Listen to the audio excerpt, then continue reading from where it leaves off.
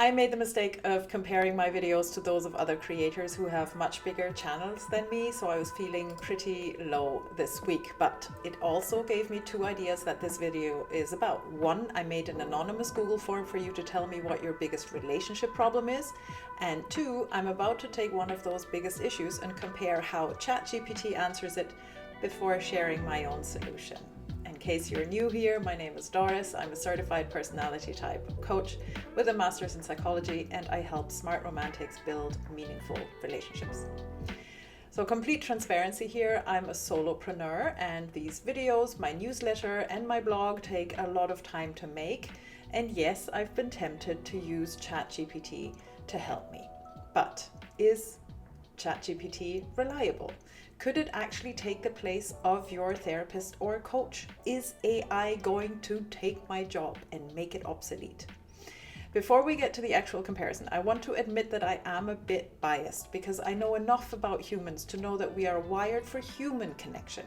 We rely on someone understanding us and literally holding space for our energy field that we carry with us, which technology simply cannot provide. I've also written about the other AI, artificial intimacy, before, and I'll put that link in the description. But hey, let's see what it can do. So here's the form. The question is, if you had a magic wand, what's the one thing you would fix that would make your love life so much better? And one of the responses was quality time with each other with busy work and social life. So let's get into ChatGPT and see what it has to say. And now here we are in ChatGPT 3.5. This is the free version. I think you just have to sign up with your email and then you should have access to this as well. In case this is the first time you're seeing this, ChatGPT is a so-called large language model, which means it has been fed millions and millions of books, online articles, and all sorts of texts. So it can basically analyze the whole of that back catalogue within seconds, but it cannot really create anything innovative, which means now you have a genie kind of problem, right? Like the genie in the bottle who gives you 3 wishes, you have to know exactly what to ask for to avoid any potential misunderstanding. So a language model is limited by the language you use, and a generic question will give you a generic answer. And actually, maybe we can even test that out and go more and more specific. Let's start with the message. If I ask ChatGPT, how can I increase quality time with my partner, and hit enter, it says, this is exciting. Increasing quality time with your partner involves intentional effort and effective communication. So far, so good. Here are some tips. And then it goes really quickly, really deeply. That's a lot. We're going to let it finish. Ay Dios mío. That's okay. 11. That's a bunch of stuff. And then it gives your chat a title here, and then you can come back to it later. So ChatGPT suggests prioritize and schedule, making time together a priority.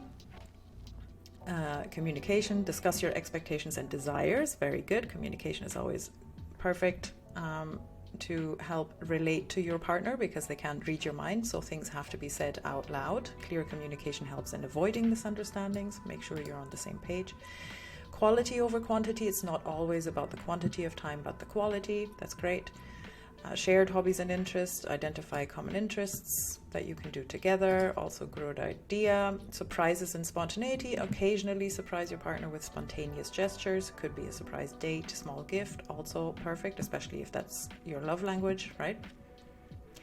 Create rituals or traditions, establish rituals or traditions. This goes opposite of the spontaneity, but everybody needs a little bit of both, I guess, such as weekly movie nights, active listening during your time together, then practice active listening and have quality conversations, and then disconnect from technology and do activities together, which is kind of a repetition before of the shared hobbies and interests, and have regular check-ins to discuss your relationship. Okay, so remember, the key is to be intentional and make an effort to nurture your relationship. I think that is a great takeaway. Open communication, shared experiences and or hobbies, and being present in the moment can significantly contribute to the quality of your time together. I think there are great nuggets in there actually, because question was how, let me find the question again exactly, quality time with each other with busy and social life. So even the point that I'm getting from ChatGPT here that I hadn't thought about is, even if you only have a small amount of time together, make sure that it is meaningful to you. So, you know, like, don't be on your phone, maybe don't be watching TV together one night a week as well, if that is how you usually relax. And obviously you also need to put time in for relaxing, but make sure that the time you do have together is full of quality. So having said that, I think, you know, within seconds you got 11 great ideas with a little bit of duplication, but in general, generically good advice. Nothing stands out as, I didn't read word for word, but nothing stands out as super egregious or wrong or off-putting. Now maybe we can go a step deeper and say, because again this is a language model, tell it who it is, acting as a relationship coach or therapist.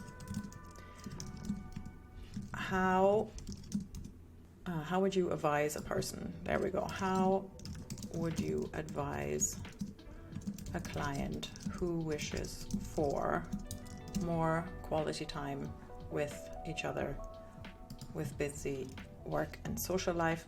What else can we say to make it more specific? Please use a warm and friendly tone. Let's see what it comes up with. And then either scroll or go take the arrow. So now ChatGPT is absolutely, it's wonderful that you're looking to enhance the quality time in your relationship despite busy schedules. Creating a balance between work, social commitments, and personal time can be challenging. So very, right? Acknowledging, normalizing with a bit of intention and communication is definitely achievable. So also encouraging. Here are some friendly tips to help you bring more quality time. Schedule it, tech-free time, take advantage of short moments. Again, great point. Blend social and couple time.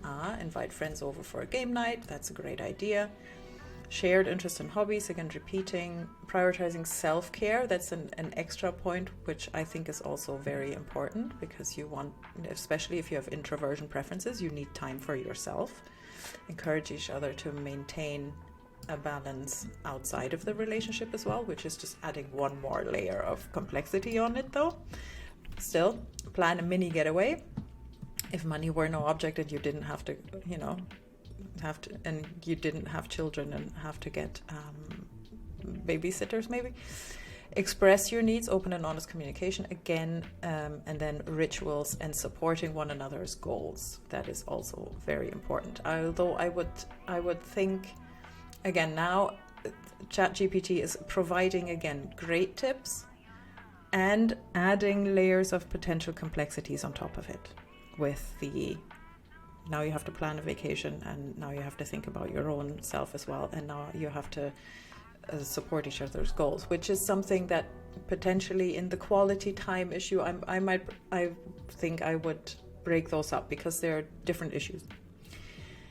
But yeah, remember, it's not about quantity but quality.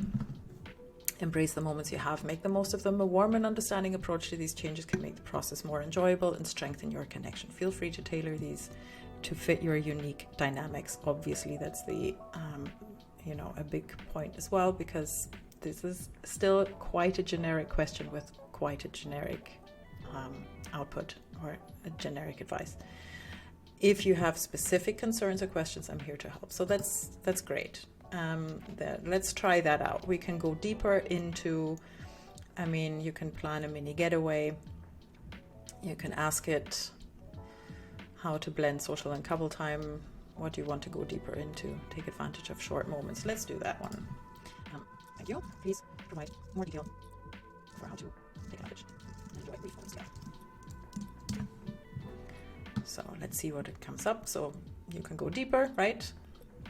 Certainly, making the most of brief moments together can be a beautiful way to strengthen your connection, even in the midst of busy schedules. Here are some detailed suggestions on how to take advantage.